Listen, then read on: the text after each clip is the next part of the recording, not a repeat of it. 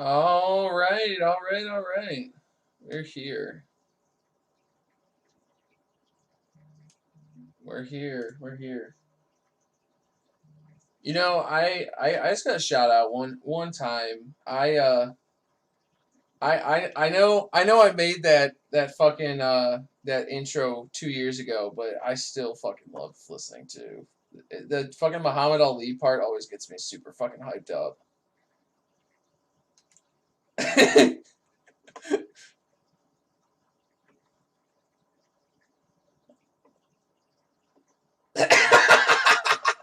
I'll send her the file if she wants the file. I like the Reggie Jackson part too when he's like I'll show you how to have a meeting right out of here. Like I love that part. Yeah, but it's good. We might have to take the Illini part out. I don't want to listen to that anymore. That part.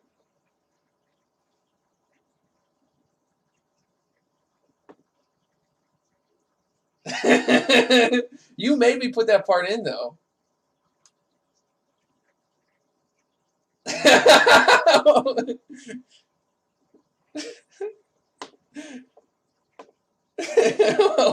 Same difference. You made me do it because I love you so much. You made me love you this much. Yeah. What are you saying, Nathan?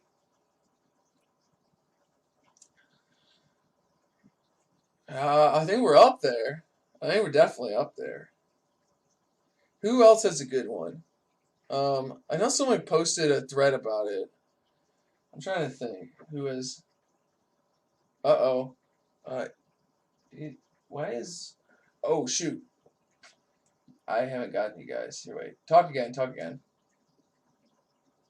Oh fuck. Hold on. Sorry, we have some technical difficulties. Apparently, it's only me that you can hear. Yeah, I've been talking to myself. Here, wait. Let me try this one. Can they see us? Okay, there we go. Okay, we're back on. Sorry. Thank you, Zolf. Thank you. Shout out Zolf. We've been talking, as you can tell, about half to myself about the. I think the only thing you need to know is Maurice's mom listens to just the intro of the podcast. I love Maurice, is why I put the Hawk Harrelson thing on. That's about all, right? Yeah. That recaps. Well, we've been shit talking other podcasts saying we have the best intro in the game. Oh yeah, that's true. Yes. Street Fights is pretty hype. Street Fight has a pretty decent one, but ours is like longer and I think more fleshed out. Yes. Yes. Oh, I see him. He put it in the chat. Okay, cool. Good thing. I don't know if we've told this story, but our friend Zolf basically watches the show every week, and he watched one where it was just the stream coming soon because I forgot to hit the button, and he just sat there and watched like a blank screen for an hour and a half. So I think that's now why he's messaging us because I don't want to say I didn't get upset with him that he didn't. I just wondered how he could sit there for an hour and a half watching it and not maybe make like a slight mention.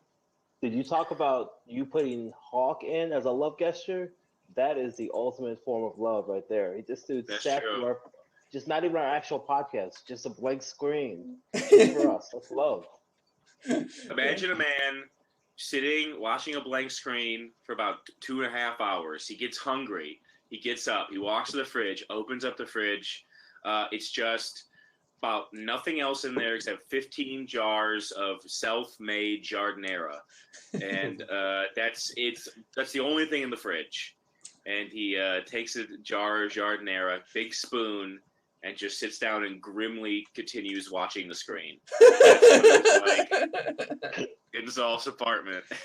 A true Chicago man. A true Chicago. He is a Chicagoan. A Chicagoan for sure. Yes. But yes. We love him. Yeah. So Nathan, did you enjoy the Illini game? Did we have No.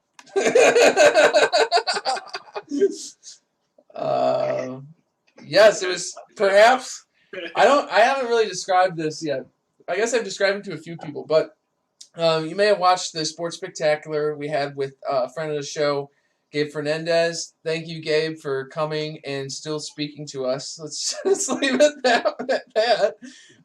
Shout out to Gabe. But Gabe is a fan, big fan of Maryland. Has been tortured in his own way. I don't want to say comparable because no one is comparable to our torture. We have a specific and brutal place in hell. Speaking of, I want to say shout out to the at Illini, a lion like the animal IEYE. His guy's name's Robert, and he put the math in and showed that no other Power 5 program has failed to either win 8 games in football or make a Sweet 16 in 10 years. I think 10 years. With us and Wake Forest, and Wake Forest won 8 games this year. I couldn't give a shit about football, but if you got rid of the football thing and just did Sweet 16, we are still at the bottom of the list. So that is the level of misery that we've. But go on. I just wanted to put it in context.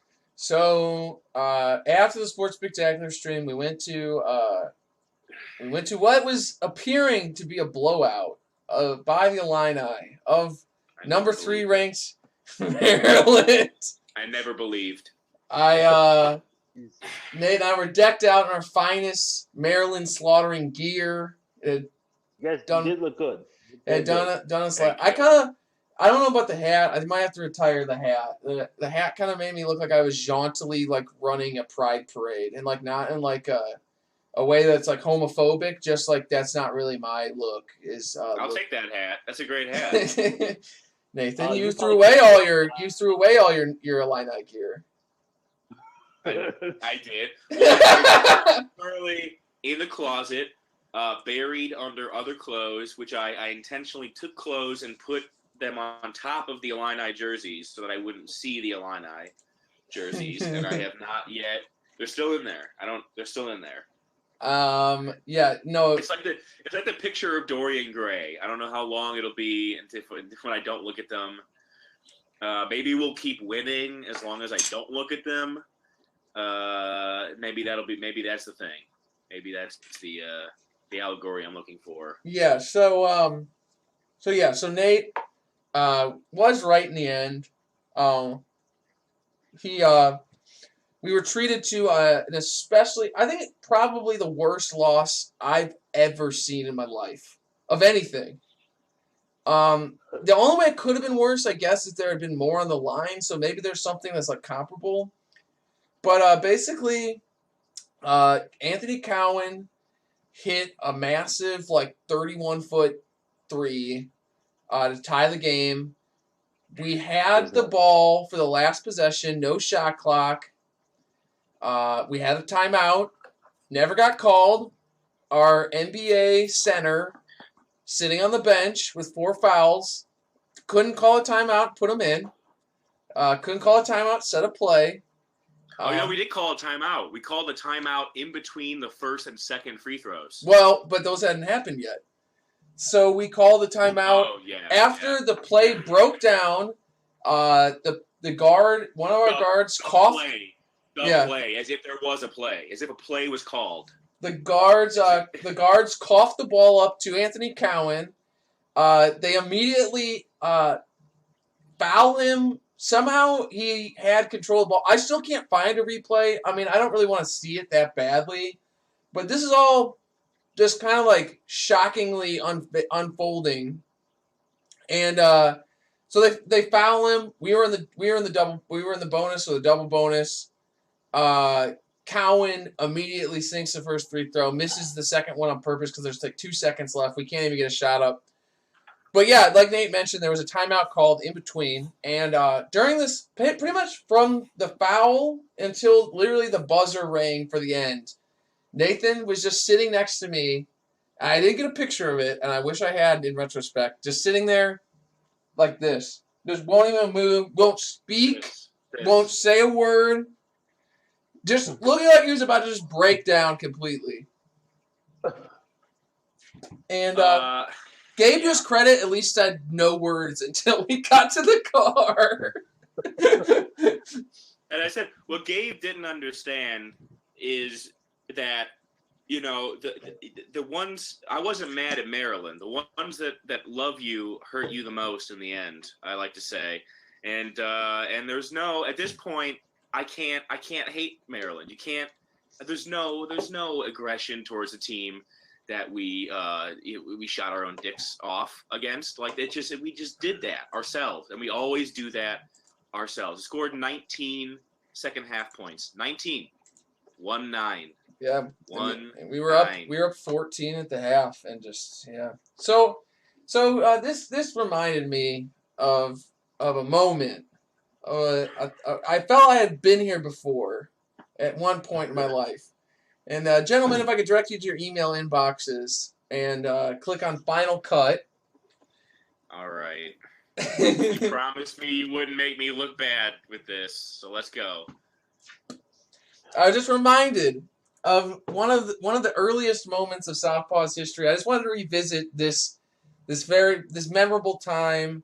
It is not malicious. It's just I just want to revisit this time so you could see where you were almost exactly 2 years ago. Are you guys ready? You guys got it? I have Final Cut. Yeah. Okay. Give me a sec. Yes, I have Final Okay. Cut. All right. Here we go. I already know what this is going to be. 1, 2, 3, play.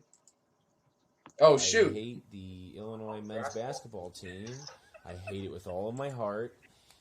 It is January 11th, 2018. I would say that this could be a low point for the program, but there has so far been no low point, and I do not expect true. it to be low. That's It will true. always go lower and lower until it descends into ever lower levels of hell. There will be no turning back. There is no sunlight. And I have been suckered ever since. It's been the ultimate con job. I have done nothing but basically suffer. And the one team, actually other than the Cubs probably, that I actually give a shit about, that I hate the Illinois men's basketball team. And it's nothing but pain and the amount of liquor that I have ingested watching this utter piece of shit product on the floor. Also watched what? Kratom go down your fucking mouth. Oh yeah, a lot of it, and it's not distilling the rage. And we're Rutgers. We're Rutgers. Waltzes in a year ago, and somehow thinks that I was gonna go to University of Michigan, and then Nathan fucking convinced me that I didn't want to be like Jim Harbaugh. Jim Harbaugh. Jim Harbaugh. He's still fucking up names. I should be like Lou Henson, a man who toiled. Thank God he got that years one right. Thank God he pronounced that one correctly. Final Four. We gave up 107 points to a dog shit Iowa team. And I'm not sure what's more infuriating to me, the anger that I feel that we've done this, or that I'm starting not to care. And that's honest. That's honest. I never That was thought 2 years ago. Starting not to care, and that probably brings me more anger than the actual anger of the game itself. It sucks. I hate him. And it leads right into my love, which is this. No way. I'm doing my love now. It goes into my love, and my hate is the Illini basketball, and my love is the sweet embrace of death, which I hope will find me soon. So that's kind of like I kind of wanted to do that partially so Nate could see how long it's been, and also because this is kind of our 2-year anniversary. It was yesterday was the 2-year anniversary of the first episode being released. So that's a classic from I think episode 6, where Nathan thought he had reached the lowest point of his life. Well, actually, he didn't think that. He just didn't. I don't think he realized how bad it was going to be.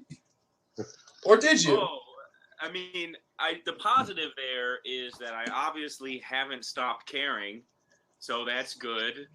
that I still hate this, and that is good. Yeah, no. Has it gotten better? No. Will it get better? Probably not. Am I calling every time I take a shit taking a Brad? Yes. Taking a Brad Underwood. Hope you're listening, Brad. You block-headed buffoon. You bumblefucked moron. Oh my God. No. The offense is poopy. We have an NBA point guard. He probably won't be drafted, but we're supposed to be good. It's not gonna. Oh, this is so bad. We're, I don't know what's better. I had to say the funny, like, there aren't very many good things about white people, but the best thing about you people are your insults and your, like, this bumblefuck moron shooting your dicks off. Like, this is the greatest things I've ever heard in my life, and I just want to thank you for it. Brad is a used car salesman dullard. Brad is what other things can we say about him? He's somehow worse at coaching than Frank Miller. Or not. Sean Miller. Oh my Not Sean Miller. No, Frank Martin is who I meant to say. Somehow he's the worst of the. He's the Frank Miller's the guy who writes the Batman comics. True. He might still be give him 2 years. I mean, he's shown a lot of intelligence and success in his chosen field. So if you give Frank Miller a couple of years, I bet you he might be better at college basketball coaching than Brad Underwood. There's a pretty good chance of that. Yeah. He runs an offense. He runs a gimmicky offense that works at the St. Mary's School for the Blind, but doesn't work at the Big Ten. Wow, that's ableist. What? Okay. You do an insult. Insert an insult. What insult do you? It works at well, blank school. I will say that I'm still saying. I literally said the Michigan thing yesterday on Saturday. You did. I said that. I brought that up. I really meant it that time. I didn't. I don't know how much I meant it. When I was still in school, I was still enjoying it. It does suck that I essentially go to Carnegie Mellon, but I would almost rather not have a basketball team like they do.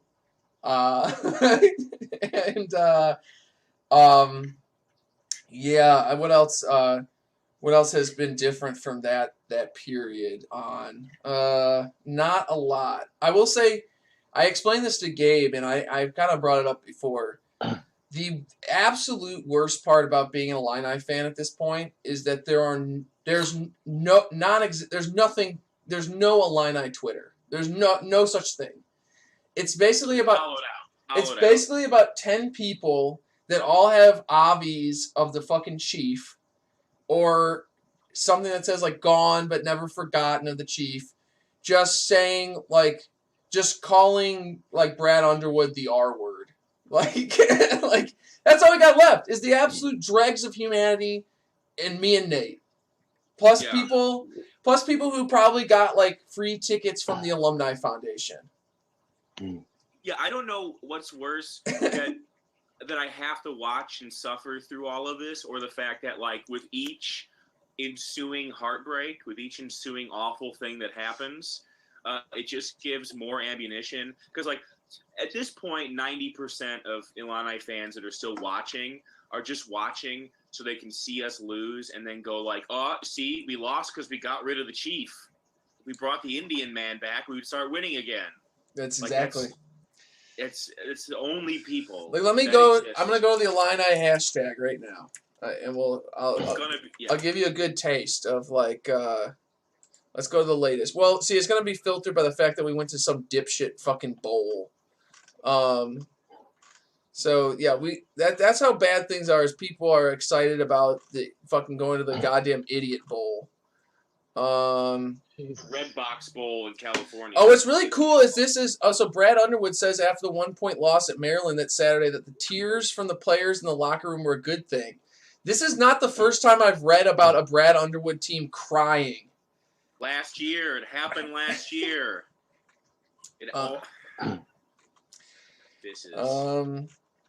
This is brutal. This is I don't know.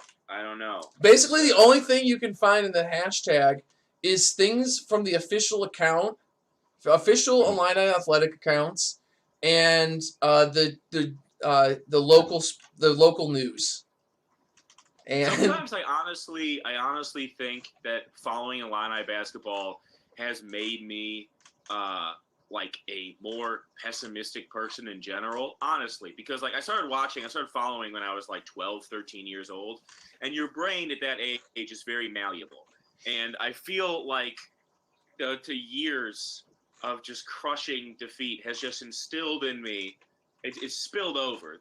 It's spilled over to all aspects of my life, where I am expecting crushing. I'm expecting, in every aspect of my life, DeMonte Williams to throw away the ball in the last second. That's just all aspects of my. I don't know where I'm going. It's a real dark place right now. I will say you read that article. So there was an article in the SB Nation Illini blog, and it was top 10 fake comebacks of the Brad Underwood era, which is a very common thing that happens. So you get very excited for something to happen. They storm back and then they lose in just the most idiotic fashion possible. He's only been coach for 2 years and a handful of games into his third year, and there's already enough games to make a top 10 list. And you just rattle them. You just read them off when we got home, and I just knew exactly all of them. They just all live in your heart, just rotting me out from the core. And at least Adam got the benefit of becoming an Illini basketball fan after his brain was fully developed and formed at 25. And, I should have. This might be my own personal curse for not listening to my mother. My mother said to go to Michigan State. Go to Michigan State, Adam. Be happy. Enjoy your life. And I was like, no, Mom. You know what I want to do? I want to fucking ruin my life. That's exactly what he said, too. That's what he said. It's true. I went with my mother last year to the Big Ten tournament championship game where her favorite team in the world defeated their hated rivals, Michigan, and fucking came storming back in a real comeback, and then fucking stomped him to the ground. And they had a guy break his fucking, like a key member of their team fucking broke his leg in the middle of the game, and they rallied around him and won the game. That would never happen to me. That will never ever happen to me in my life. It will never come to me. I'll never see that kind of. And my mom even had her old college roommate, who she still was very good friends with, recently passed away. She had a kidney transplant, and it didn't go well. And it was my mom did get to see her right before she passed. They all went to fucking state. And they fucking talked about the basketball team and all the happiness the basketball team had brought them together. And just how they won that one last championship for Lisa. And Lisa was so happy, and it was her favorite team of all time in Michigan State history. And I don't even have a favorite fucking team. There's no favorite Illini team. There's no favorite. I hate them all. What would be your favorite team that you had? You started watching what year? So 4 years ago is when I started going there. So because I was a Michigan State fan, and then I said, I'm going to a Big Ten school now. I cannot root for another Big Ten school. I'm also very big in. I'm not going to yell at people who didn't go to college for rooting for a college team. That's fucking lame. There's lots of reasons why you root for a college team. Like sometimes it's lame. Like if you fucking live nowhere near UNC, don't root for UNC. That's fucking lame. But like a lot of people are fans of the Illini because it's like a source of civic pride. For some misguided reason, they think that this university masochistic need. Yeah, I don't think that if you went to a college with a sports team, you cannot root for another team. Maybe if they're D3, I'll allow it. Maybe for D3, but that's you gotta follow that team. And so I said, no more Michigan State. No more team that's brought me a lot of happiness. Like, I thought, you know what I thought was rough when I was a Michigan State fan? I'm like, wow, we can't beat Duke in the Final Four, like, for the 9th time. Like, oh, fuck. This is horrible. Little did I realize I'd be begging to even go to a fucking play-in game. You know, I have a good friend. We both know this guy. Yes. My friend Harris, he was a UNC fan. And, like, when they lose, I mean, that guy is inconsolable. Oh, the UNC fans, I'm around them. They're literally the fucking softest people on earth. Just the worst fans I've ever seen in my life. Worst fans. Hands up. Harris, I love you, but, like, you know nothing of pain when it comes to college sports. They're all flipping out. They're all flipping out because they lost to fucking Virginia. Like a very good team. And 10 years ago, you know what I was saying? I was saying someday, we will reach that mountaintop and we will appreciate it so much more because of what we've been through. 5 years ago, I was saying we will reach the mountaintop, we will appreciate it so much more. Now I'm like, we're never gonna fucking reach the mountaintop. We're just I'm a mud people fan. I'm in the trenches. It's awful. It's awful. We're just the two people in Monty Python and the Holy Grail, like just fucking flinging mud at each other and eating mud. Just that. We're just that forever. That's who we are. And the UNC fan is fucking King Arthur riding around, asking why we're eating mud, and we're just like, we don't know. We've always been eating mud. We'll always eat mud. We eat mud. That's what we do. We're just. It's not good. Well, we should move on. We should. No. Dude, this was literally like just me and God bless Sarah and Amy. Me and Nathan tried. We were gonna have a nice breakfast and everything, and we did have a very nice breakfast. The food was very good, and we somehow maintained not just turning it to complete and utter shit. But I also want to point out.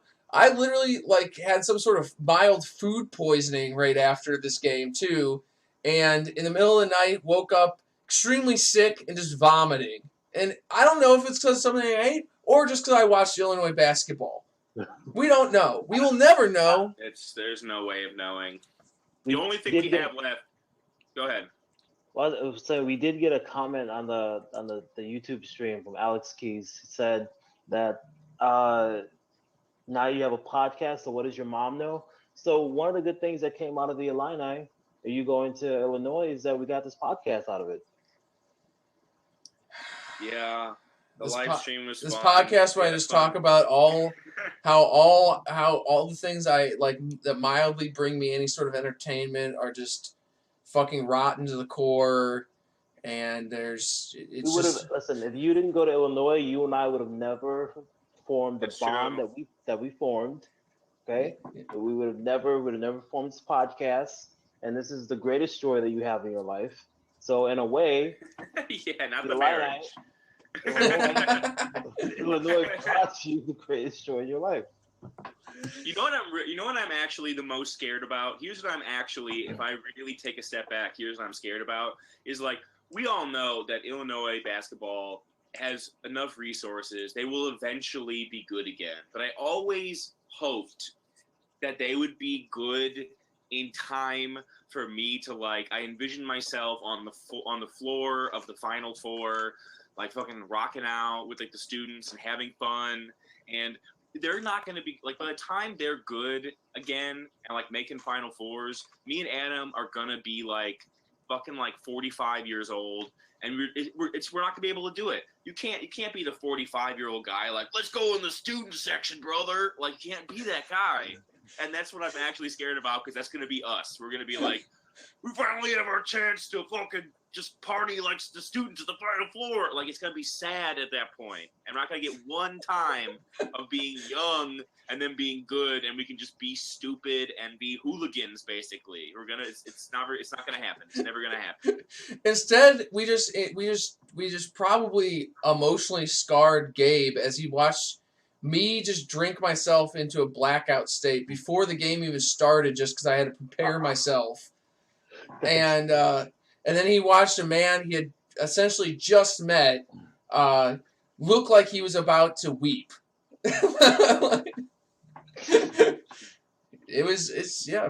So I hope you're happy, Illini Bay. I hope Brad Underwood. I hope this is worth it. The $6 million you're being paid to ruin my fucking life. You have reduced me and Adam to nothing more than the De Niro character at the end of The Irishman, just sitting in the retirement home, looking back on it, realizing that it meant nothing. Just telling the priest, leave the door a little open. Just crack the door open a little bit. So maybe I can peek my head in and see a win, maybe the tournament at some point. But they won't. You know they won't, because your kids don't talk to you anymore because you watch Illinois basketball. That's a good one. That's a good place to end it. No. We really ramped it up. The first 15 minutes, I didn't know we were going. I didn't feel it, and then the last 15, I felt it. So that's good. This is good. It's not. Yeah, it's still just. Yeah, it's so raw. It's still. I just can't figure out. The whole time I just thought it was a cruel joke, and it is, but not the one I thought. That's rough. Yeah. So let's move on to something. I guess like.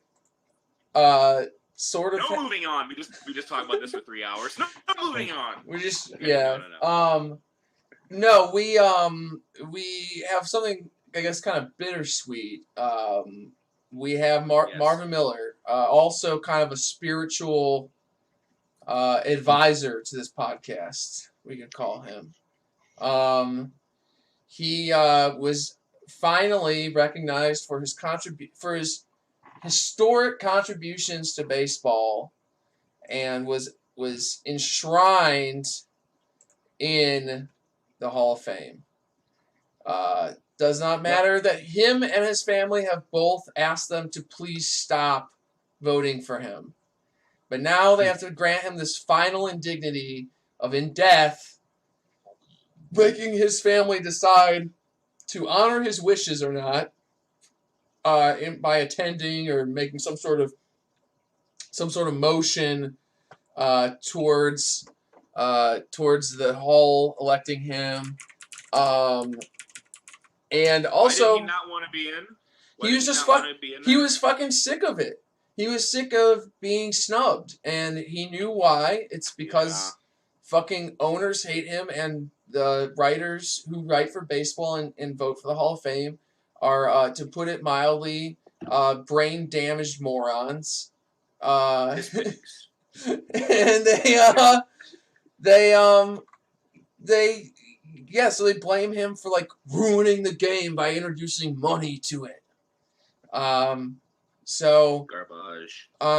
So I guess where do you guys want to start? I know how I feel about Marvin Miller, and I could eulogize him in the way that I feel is proper, but I want to start with you guys.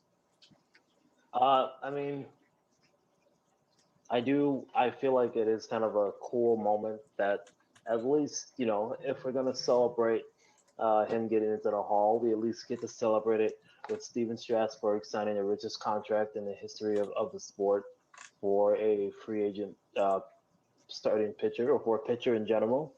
So I do think that's pretty dope.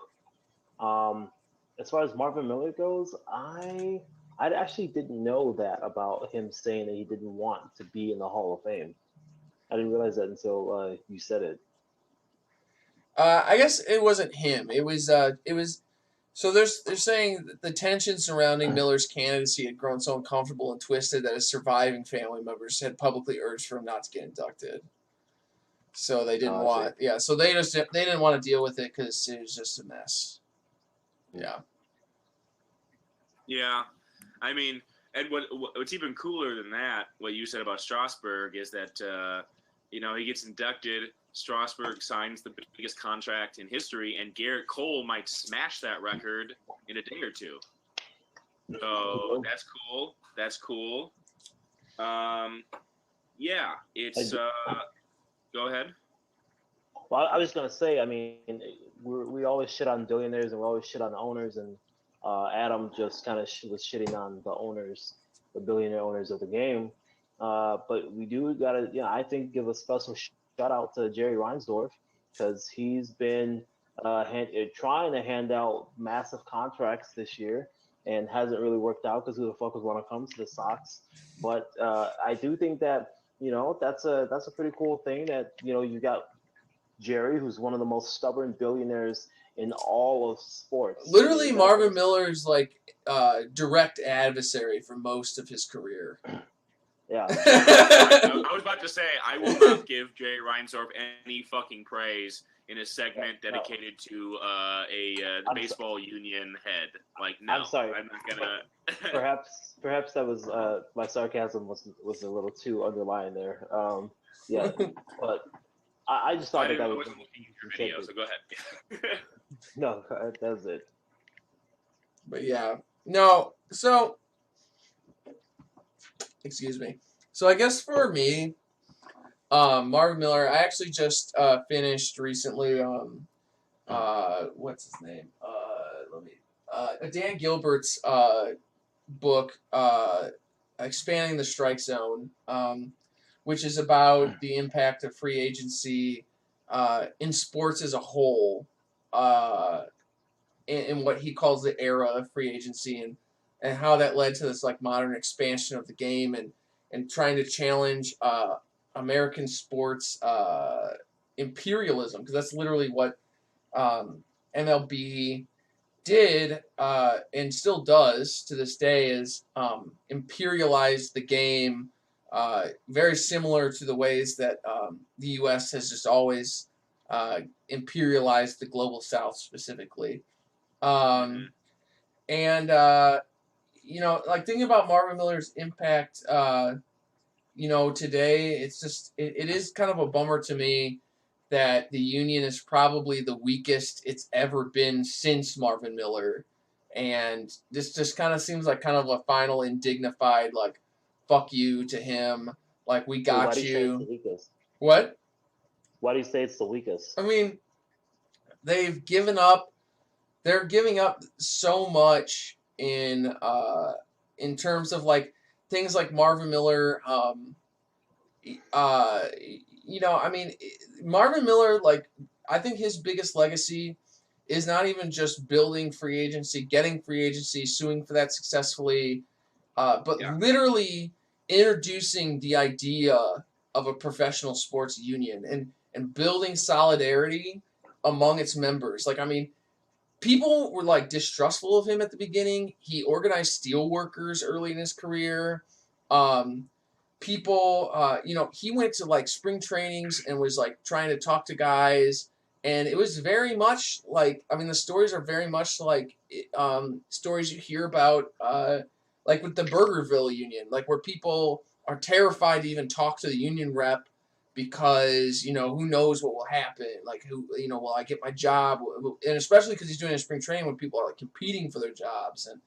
And I think that is the legacy that I think would disappoint Marvin Miller, is that the union has been for about a decade and a half selling out a lot of the solidarity building that he had started to build, that he was so passionate about for short-term gain, for like the game's biggest stars. And like now it's more reflective of like how the NFL union is.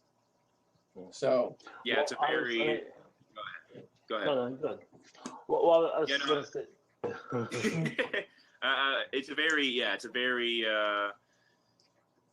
instructive thing of like definitely that the tenor of as long as I've been alive, I have always associated the unions, the professional sports unions, as definitely being broken because they benefit the Tom Brady's of the world, but not the offensive lineman that is on average in the league for 3 years. And it seems like, I think that's what Adam is speaking to. But go ahead. Well, I don't know. I thought that because I mean, there's been a lot of talk of like the MLB strike that is coming within the next couple of years.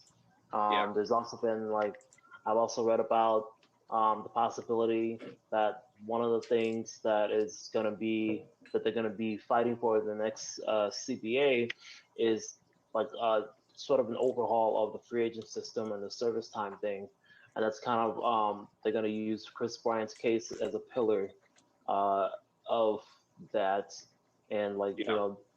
so I was just kind of surprised to hear you say that the players union is as weak as it is. But I mean, it does make sense though. Mm-hmm. I think a lot of that is like where I think I'm not the most knowledgeable on this, but where I think the teams themselves and the ownership have kind of fucked up, and maybe this is synthesizing both of your points, is that like they're starting to mess with the best players as money. I mean, like it's one thing to do what they're doing with, like, I know they don't represent the minor leagues, or the minor leagues aren't included in the union. It's one thing to be like, we're slashing all these minor league teams, and like if you're a middle inning reliever on the margins, like screw you. It's another thing altogether to take Chris Bryant, one of the game's biggest stars, and screw him out of a year of free agency that he would otherwise have. So I think that we're potentially reaching a point where maybe we can reconstruct some of that solidarity. And I don't know, because it's also coming from a place where like I think the anger is coming from the fact that they are like fucking with the biggest stars' money. And they also, the collusion. I mean, like, I hope that the clear collusion of the last couple of years of free agency is kind of cutting across various lines in like of the players, and they're all realizing that just because you're a top flight player doesn't mean you can take this for granted anymore. Like, and that's always how it's going to be. Like, they're going to go for the marginal players first, and then once they chip that away, you're not exempt from this.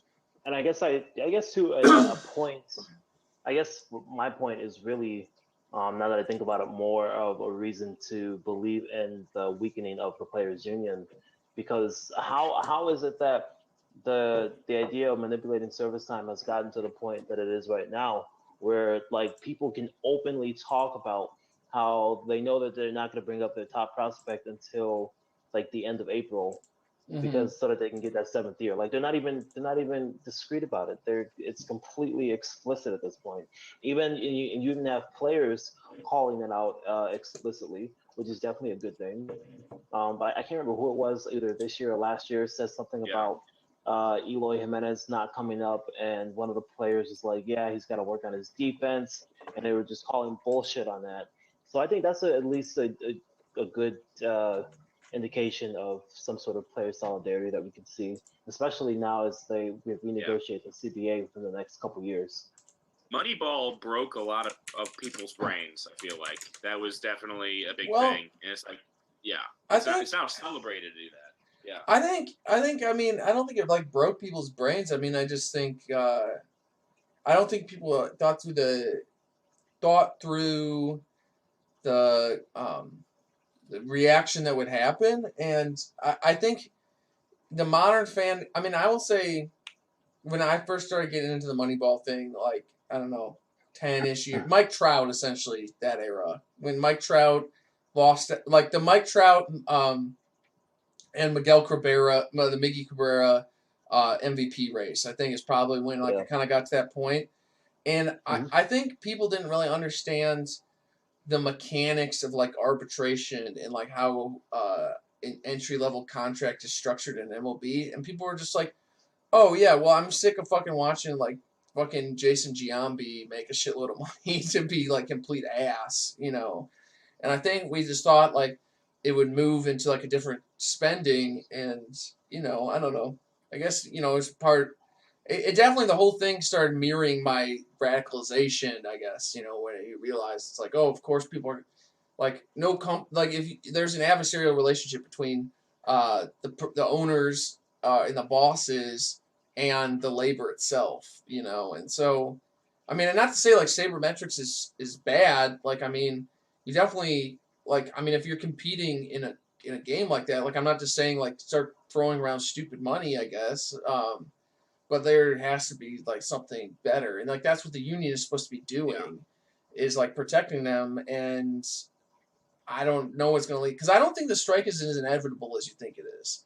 And I think certain players, because there's not there's not a guy like Marvin Miller. Marvin Miller really, really hammered home that idea that you're all in this together and like you're fucking with each other when you fuck up everyone else's game. What led to the '94 strike?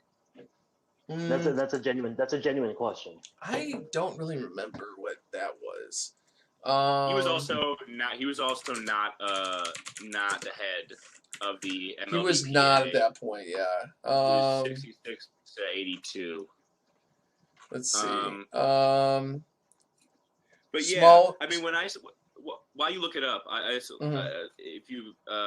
when I say broke people's brains, I mostly am talking about the public. I think because I think that so much of like them feeling so brazen to be able feeling so brazen to be able to do a lot of the things they do is based off of like the public giving them the go ahead to do that.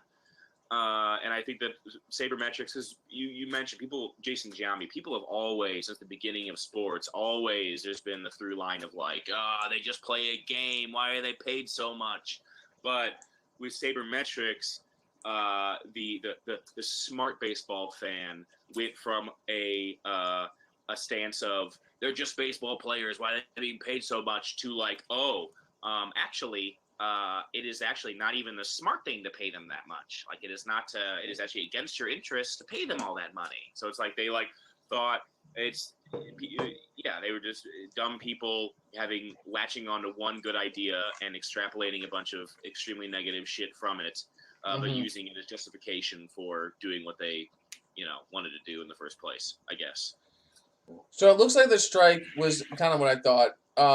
It's that basically they never really settled with the collusion in the 80s, and there was just there was just a general like animosity between the two groups, and then so it kind of led to like which I want to say I can't remember this exact thing because I know because like I know in '94 they basically took it led to the conditions that we're seeing now where the players took the option of having longer contracts and continuing to have salary arbitration because the contracts would have gone to 4 years for your first contract, but I want to say there was more it was I don't know if an actual salary cap, but that was a thing was small market teams were complaining that they couldn't spend as much.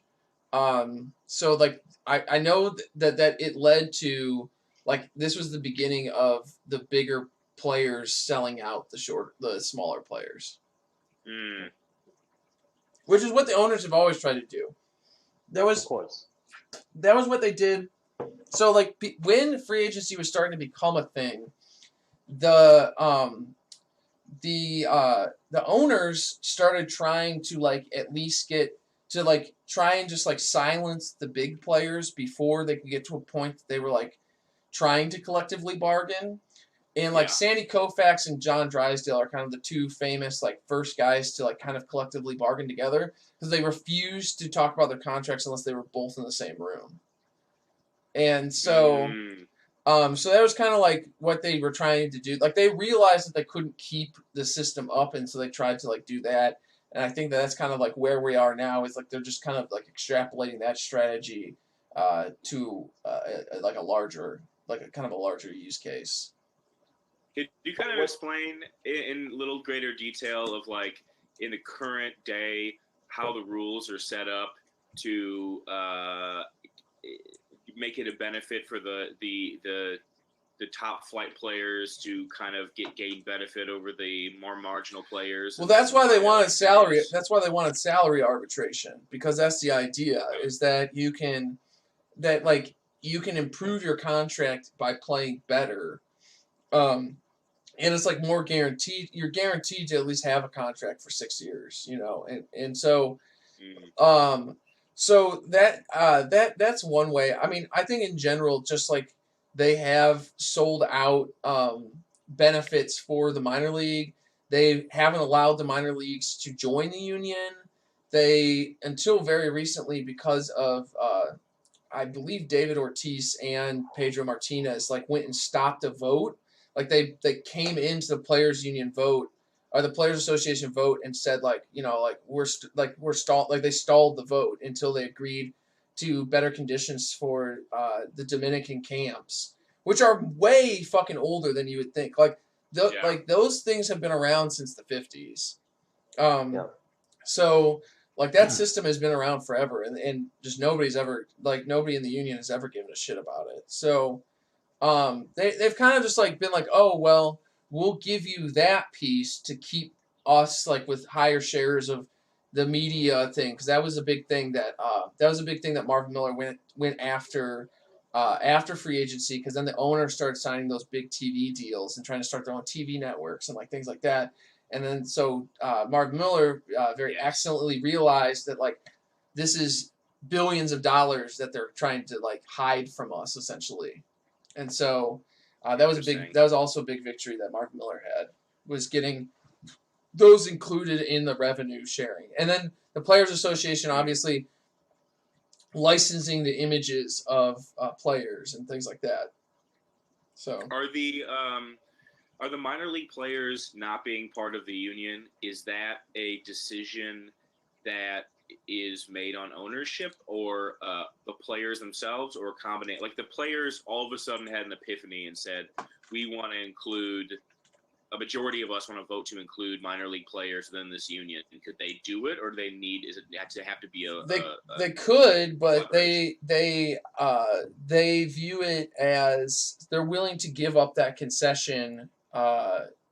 They're willing to give up the concession. I don't know if they're like to the level of like how institutional like blocking them from the union is, like what kind of like decisions there's been, but they have shown a tendency to sell out the minor league as a concession to grant them greater concessions. So interesting. Which, you know, I don't know. I don't want to put words into Marvin's mouth, but I think that would probably disgust him at this point. He was also much better of a negotiator than you know, who is it Tony Perez? Is that the president right now? Even Donald Fear, he wasn't the greatest, but he's the NHL's Players Association president now, and the NHL is a dire situation, and he's doing much better than what I would say. I think it's Tony Perez, MLB PA president. Yeah, it's Tony Clark. Yeah, he stinks. So,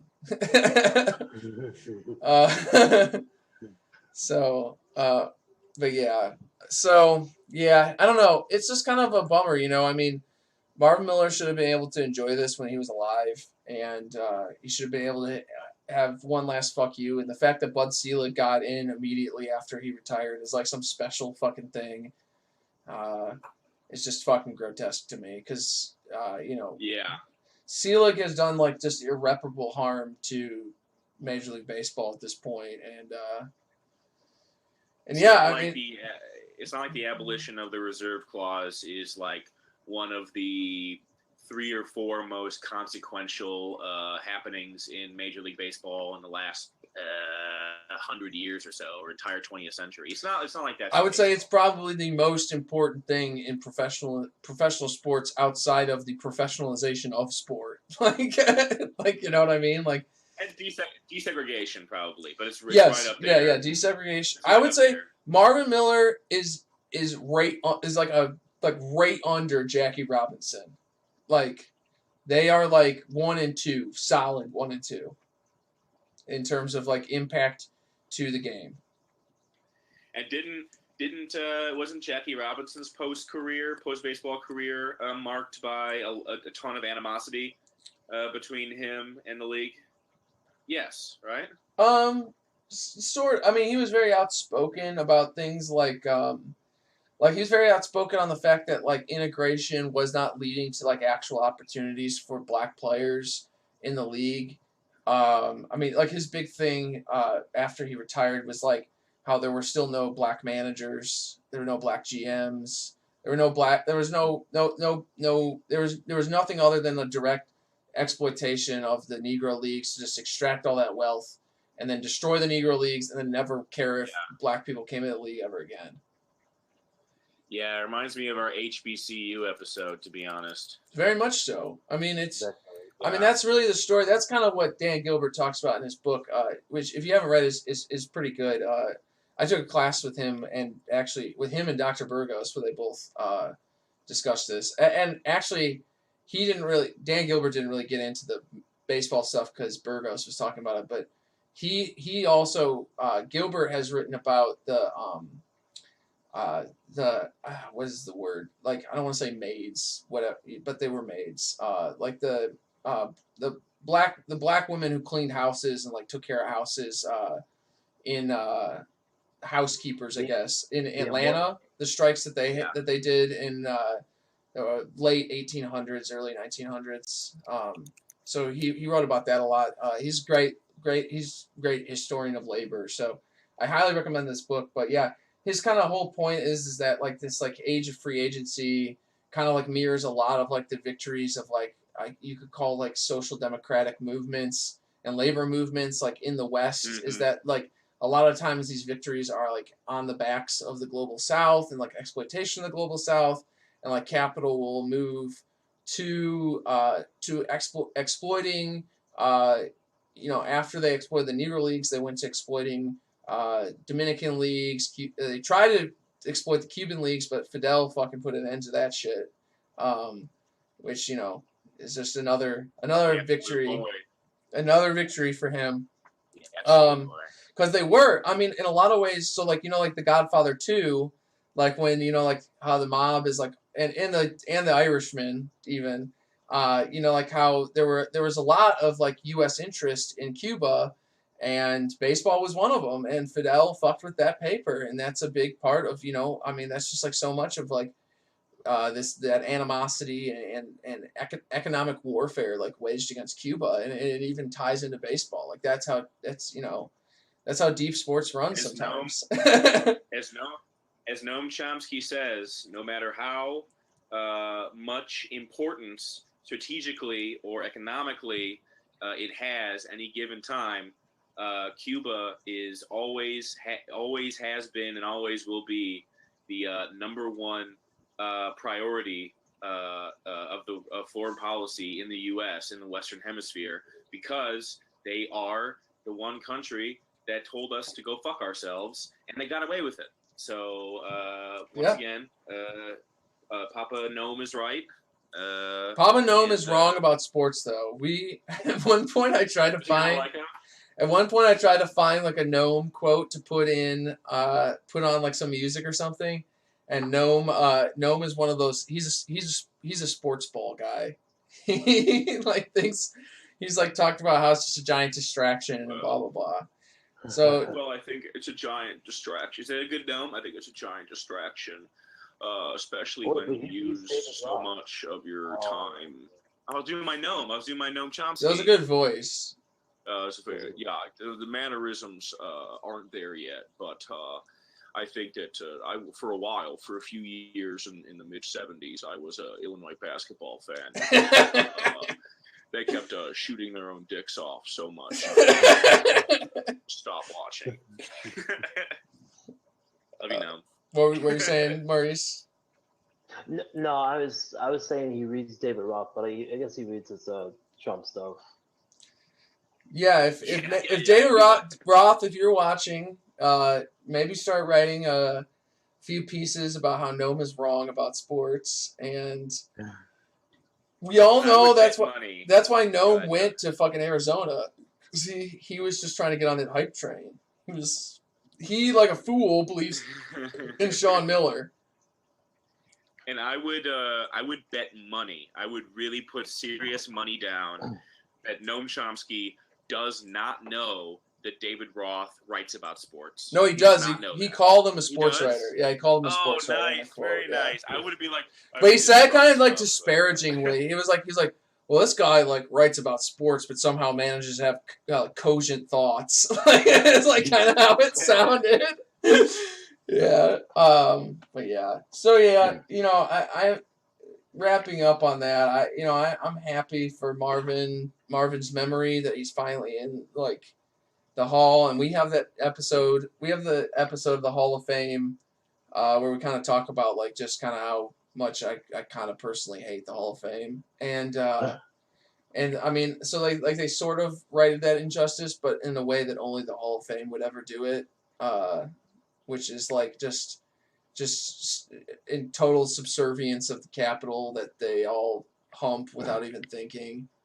Because I mean, just like 95% of sports writers, like they're just like I would say they're just like Chris Kaliza types, or at best like Adam Silver, Nate Silver, where they just like they only view like these rules of the game, and they can never fucking like step outside and be like, oh, like maybe the reason why I won't say anything challenging about anybody who anybody related to this with any sort of power is because I know I will immediately have my access cut off, and that's the only thing that the only power I actually have in this situation over any other fucking schmuck on the street, and they just do it without thinking, and they come up with all sorts of fucking grotesque excuses, and honestly, they can all go fuck a barbed wire bat, in my opinion.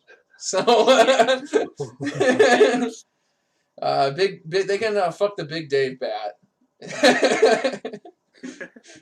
Get into the Big Dave mindset by fucking Yeah. that bat. Yeah. So, yeah. Any final thoughts before we move on? No, I was gonna ask. Speaking of barbed wire bats and fucking them, did you watch the AEW? What was it called? The Full Fucking Gear. a bat challenge. The Big Ten ACC challenge. The one you're talking about, the one that was at Illinois. Oh no! I was talking about it was a match between Moxley and Omega a few weeks ago. No, I haven't watched any of it yet. I need to get on it. I know. It was like I'm not a big fan of death matches and that kind of thing. But it was actually like a really entertaining one. If you haven't watched, you definitely should. Yeah. A lot of barbed wire shit. They had like a barbed wire bed, which is pretty dope. Jesus. Like just a bed of barbed wire. It's nuts. Well, speaking of AEW, I heard something. Someone was telling me about it. I think it was Sport Watcher Pro. Now he used to be the former Sport Watcher 420. But he was at the. They did the day after the Illini lost to Miami that JR was at. They had an event at Assembly Hall or State Farm Center. And I guess they started chanting "Thank you, Tony," as in Tony Khan, the owner, Shad Khan's fail son, who owns the Jacksonville Jaguars, who's also probably, arguably, Illinois' most prominent alumni. Like, I mean, at least the wealthiest and probably the most influential, like, on that level. Like, I mean, probably... what's his face? Roger Ebert was the only one like kind of like in front of him culturally, but Gene Hackman. Oh yeah, Gene Hackman. But yeah, they started chanting like "Thank you, Tony," which is just the most depraved thing I can fucking think of. Well, also too, I mean, they did that while Chris Jericho was in the ring, and Jericho is a heel, so he was going against the crowd and basically said like "fuck Tony," who's that guy? Yeah. But if you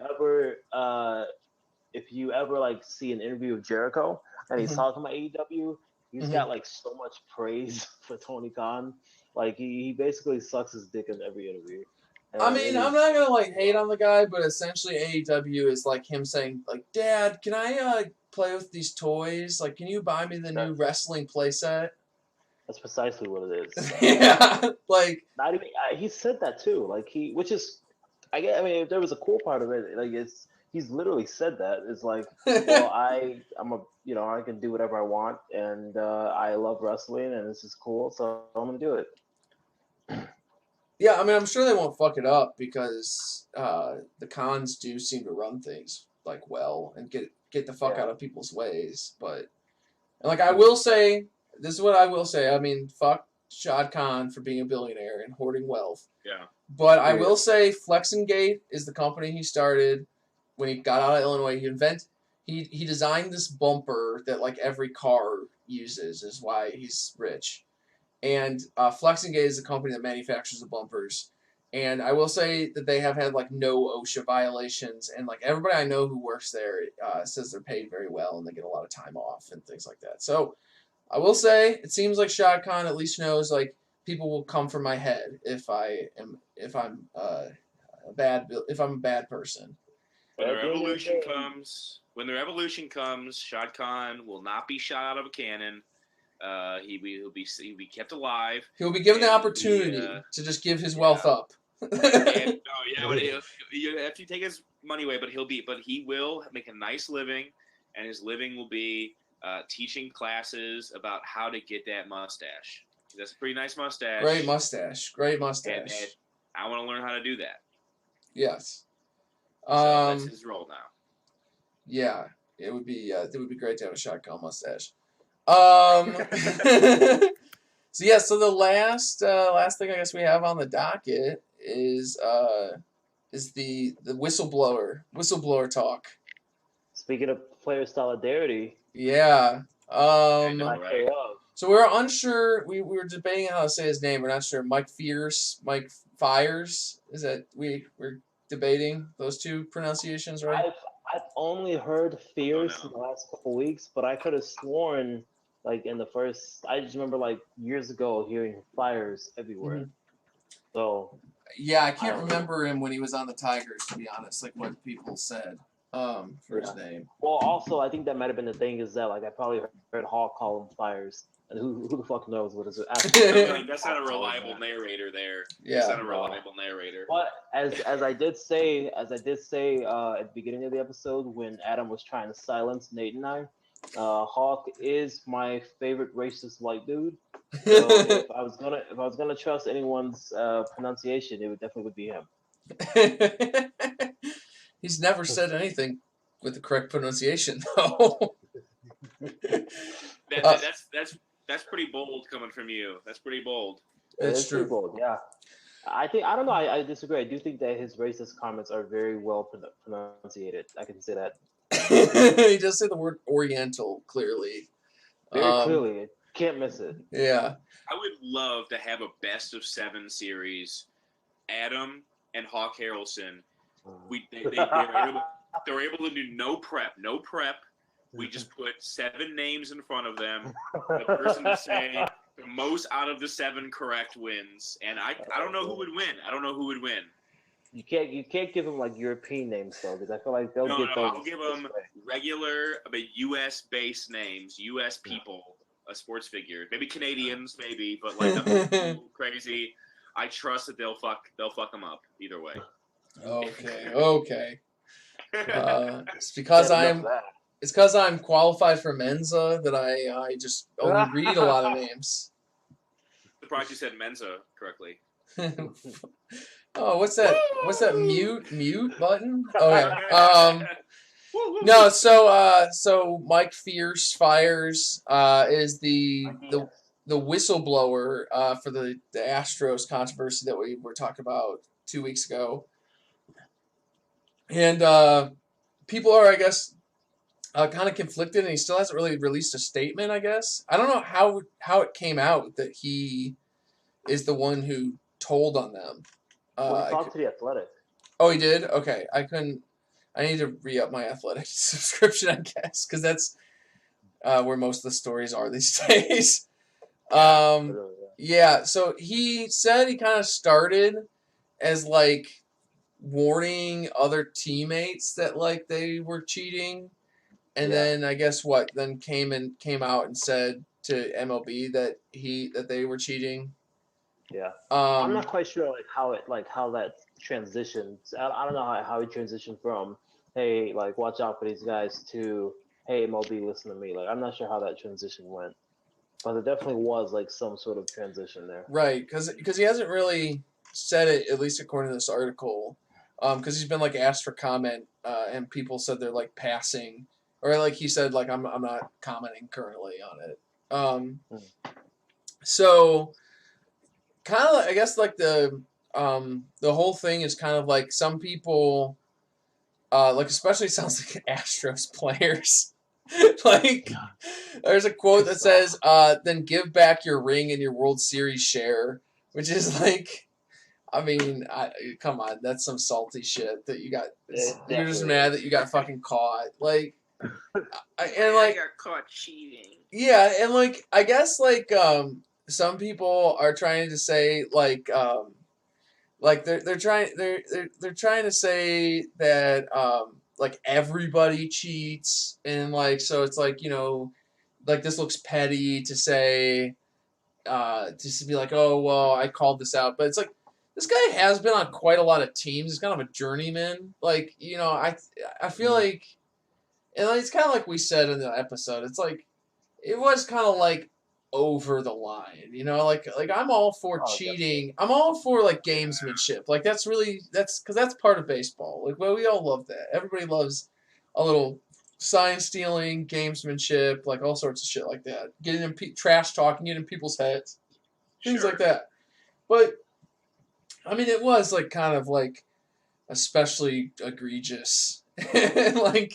It was. So I will say though, one thing that like it kind of makes me wonder is how, I mean, I wonder how much of this stuff, maybe not at this particular level, but how much of it is happening in baseball, because you haven't heard many players speak on it. But I feel like if this was just the Astros doing this kind of thing, then I feel like more players would be more inclined to speak up on it, to trash them, but they haven't. Well, but that's the thing though. Like, one guy did say something about it, and there have been his own former teammates told him to go fuck himself. Like, that's your answer. Like, It doesn't matter what you do wrong. It matters that you talk about it. Like, of course people are not, especially if you're never going to see a player who's currently on a team that's cheating and is uncomfortable with it, because no way. I mean, the guy hasn't been on the team for 2 years, and they're telling him he could go fuck himself. Like, can you imagine? You have a teammate. Like, the only way you could possibly do that is if you were the star player on your team, and you'd be like, I can't be touched. Like, and even then, they might still trade your ass. Just, you know, they might like wait a year until things calm down and trade your ass. Right now, players are in no position to do that. They just aren't, unfortunately. Yeah, I mean, yeah, and like trying to, you know, all this like attitude of like other players like being like, oh, like, yeah, like, you know, what a piece of shit. It's like, you know, I mean, that's just kind of like what we were talking about with Marvin Miller. Is it's just like, you know, I mean, it's like there doesn't seem to be as much solidarity as maybe there was in the past, like that.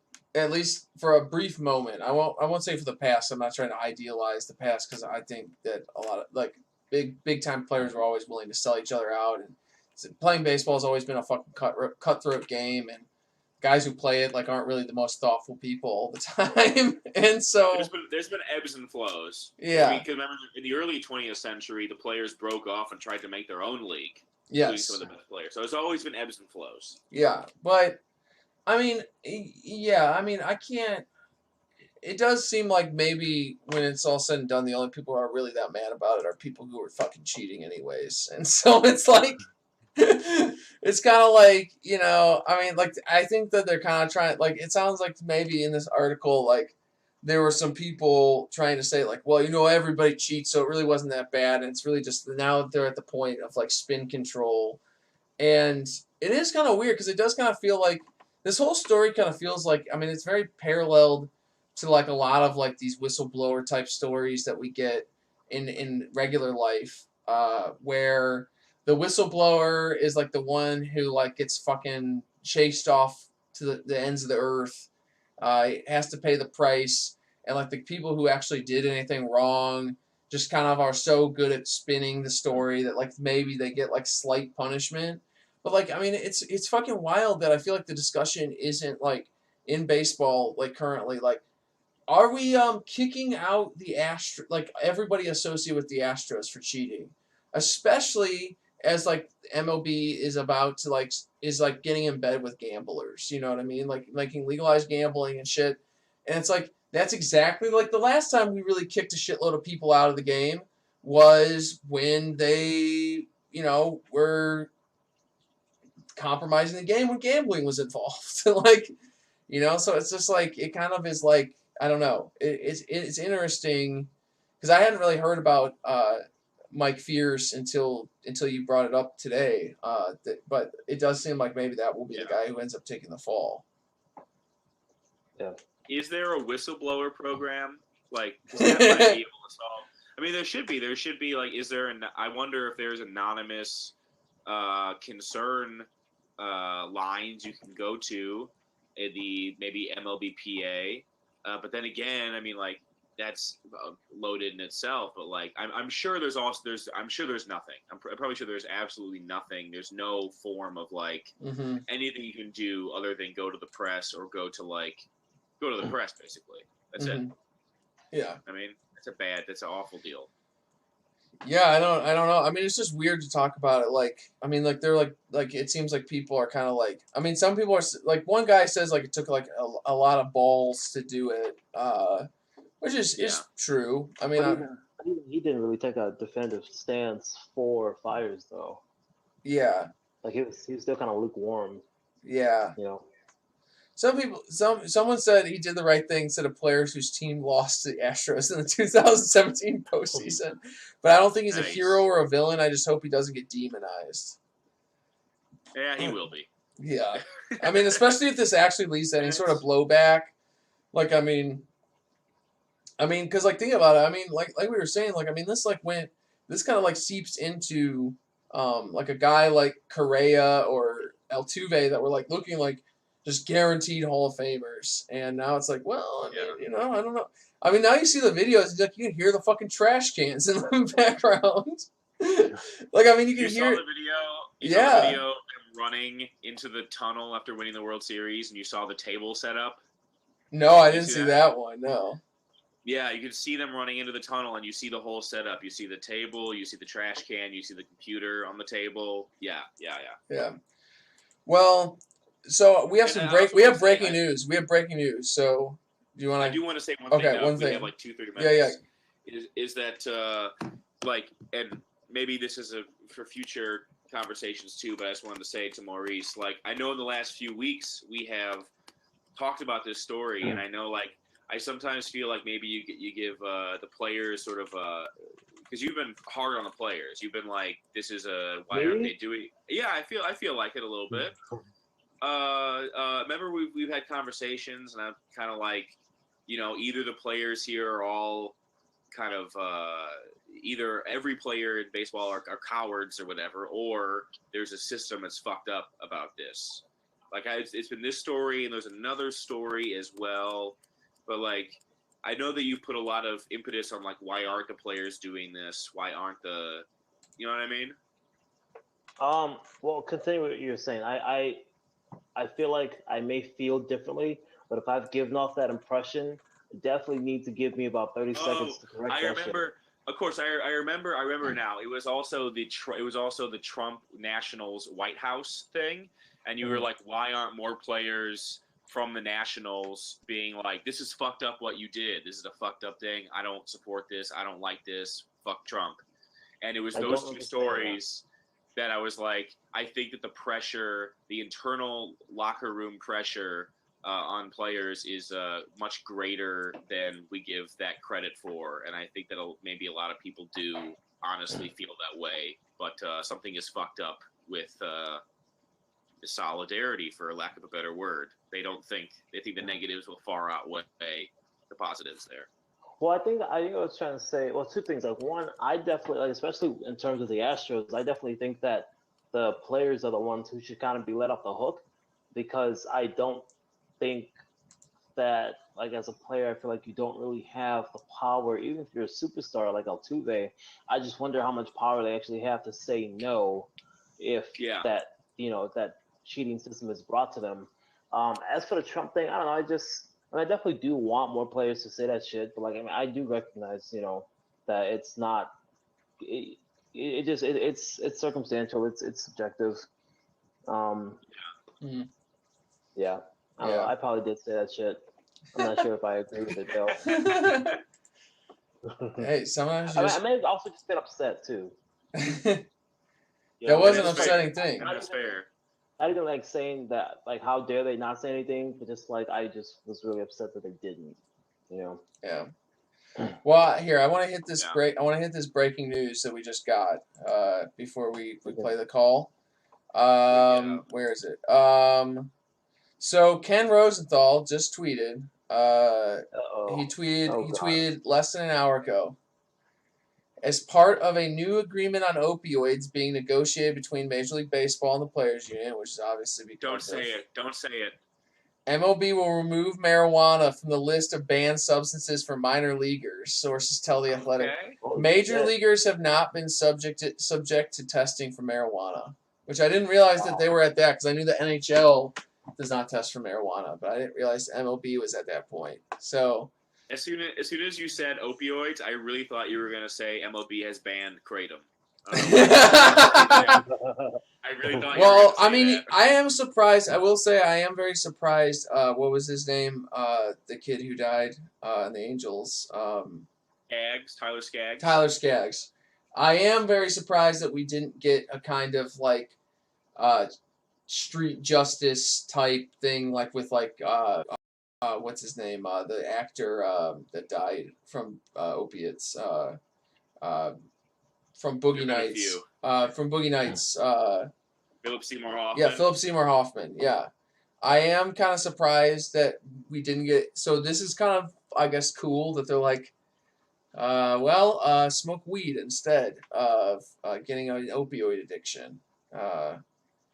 So that's, I guess, an improvement. And like we said, we were worried about solidarity with the minor leagues, so that's also nicer. So that is good. It's minor victory. So on the day that Marvin Miller is elected to the Hall of Fame, the MLB Players Association has won the victory of marijuana for minor leaguers. So Marvin is looking down and smiling.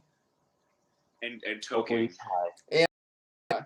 What about Marvin Miller? I bet he took a few puffs. He had that cool mustache. He had like the John Waters mustache. So that's a man who definitely. Oh shit! Did we just go off? Fuck. My internet is dropping. It's been a rough one. Okay, there we're back. Okay. Yeah. So since the stream is dropping, we might as well go to the call. We have another XFL update for you. You guys got it queued up? Give me a sec. I have it. Okay. All right. Here we go. 1, 2, 3, play. Hey guys, it's Alex Keys from the DM, and I had a whole thing written for the XFL update this week, but they preempted me with funnier content than I could ever provide you. They unveiled the Houston Roughnecks uniforms, and this is an audio call, so I will have to paint you a word picture. They look like some weird dealership owner spent too much money on his son's high school football team. We got red, blue, and white, and just literally the Houston Oilers logo. Yes. I'm not exaggerating. It's just the Houston Oilers. And the tweet reads as follows. This is the XFL Roughnecks. Hard hat silver, blue collar navy, and resilient red H-Town tough uniform. No. Hashtag, this is the XFL. Hashtag XFL. Hell yeah. Thank you for your time. Why? It is no exaggeration, literally, literally the Oilers logo, which is kind of a cool logo. I mean, it's basically a dick that's coming. Jesus Christ. It's very phallic, Wow. very erotic. Yeah. Those are really the names of the colors. Yeah, I did look up the tweet. Hey man, the XFL, God. they're fucking selling this shit, man. That's what it's about. It's about Love America. to see it. It's about not having a felony. It's about stand for the anthem. It's about oil. It's about oil. Have we confirmed or not? I think we might need to get Alex to dig into this one. If there's some sort of Saudi involvement in the XFL, I feel like there has to at least be coming. If it's not already here, it is on its way. They need to pay Daniel Day-Lewis big money to do the opening. I'm Daniel Plainview, and I'm a Houston Roughneck. When I say I love oil, you believe me. Is that good? Has anyone seen that movie? That's very spot on if you've seen that movie. I watched that movie. How old am I now? 30? I'm about to turn 31 in a month. So 11 years ago, I watched that movie with this woman I was seeing, and she gave me a lot of muscle relaxers, and we drank like a bottle of wine. I don't really remember the end of it. Did you fuck during their movie? That's hard. It's a hard movie to make love through. I did fuck during There Will Be Blood. Yes.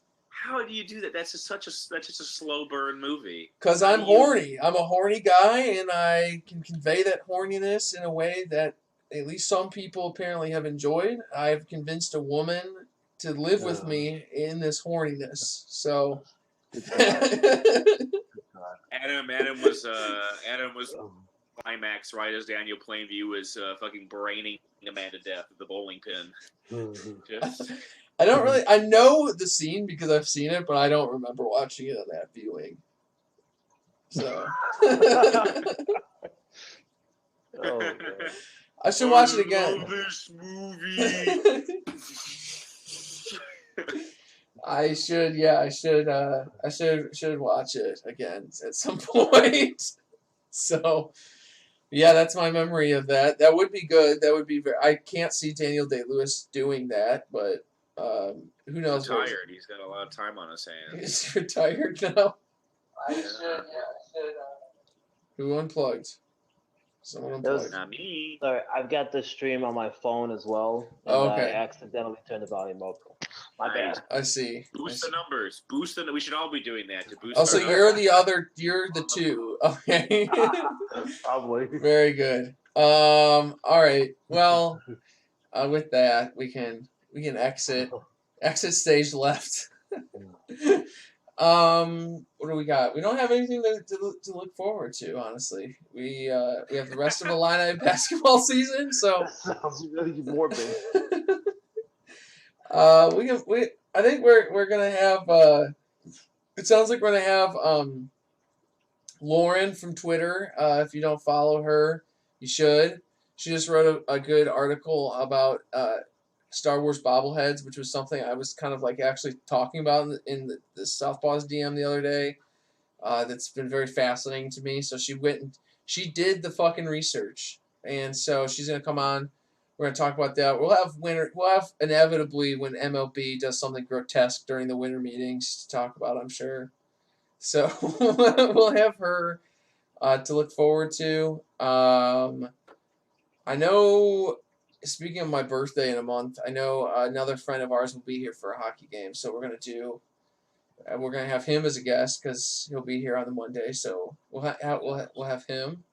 So other than that, I think we did the big ones. I know me and the Ombudsman will have another hockey night in Carolina at some point. We definitely enjoyed that. It looked like a lot of people enjoyed it. So,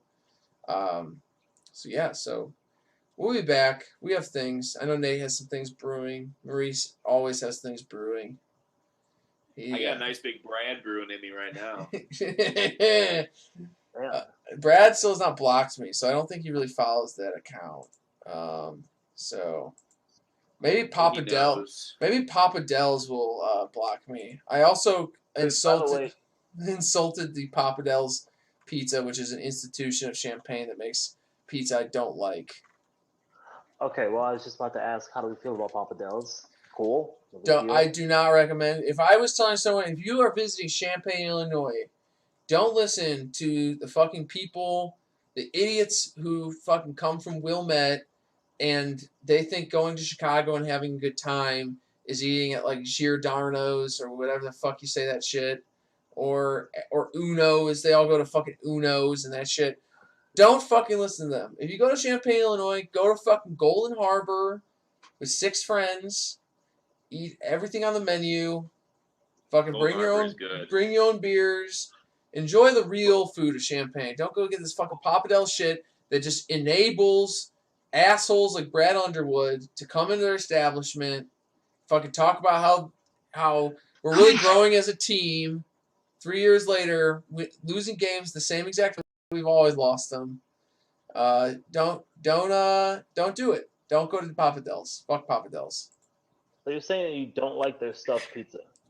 I also ate Papa Del's one time, and it's all crust, first off. And so you just don't, so you're that kind of person. Gotcha. I ate it, and it fucking sat in my stomach all night as I slept. I woke up the next morning, went and played golf in the morning, and I puked on the fucking 8th hole right in front of Mike Thomas, the former AD of fucking Illinois.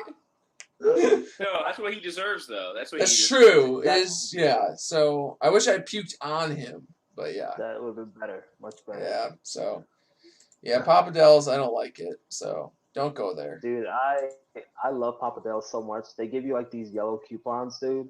I have about 50 of them because they give you one each time you order it. I saved up so many of them because I go there. Like I used to go there every week.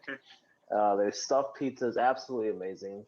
I'm not going to say fuck you because I feel where you're coming from, but I will say that Papa Del's has gotten me through many a nights where I was up late studying and I had no time to cook food. You know, they had my order. They knew it already. Stuffed pizza, spinach, well done. It was amazing. I will say, if you do get Papa Del's and you order one to yourself, you can eat it for approximately 5 days because you can only eat one slice. Because that was my problem. I ate 2 slices in one day. So it just sat. I'm convinced it literally was in my stomach and it spoiled in my stomach. And that's how I got sick. So, yeah. I'm just not a fan of deep dish, really, honestly, to be completely honest. That's right. I'm glad you're in the South now. Hey, the real Chicago pizza is tavern style, and you would know that if you got to go out. Got to go out more. So fuck you. Fuck you. That's we have to go out too. I forgot to also download a song again, so no songs. Or we'll just get we'll get Dave Matthews again for the same for 3 weeks in a row. So I think it's on the outro. So here I'm gonna take it off so you don't have to deal with Dave Matthews. So all right, subscribe, follow us on Twitter. Get ready for memes. We're heading to memes, so we're heading to memes in about a month. So the streams will exclusively be on there. So you should subscribe to memes. I think that I don't know what their exact pay structure is, but it's about the same as Netflix. And there's going to be a lot of shit on there. And you should support them because they're better than Netflix. So, but also if you want to continue watching our stream, you'll have to go to them eventually. So, or wait until we get so incredibly popular that a subreddit exists to steal the show and give it to you. Exactly. So that'll be at least 6 months, you know. So yeah. For that to be that good. Popular. So until next week, we will see you later. Bye. Bye.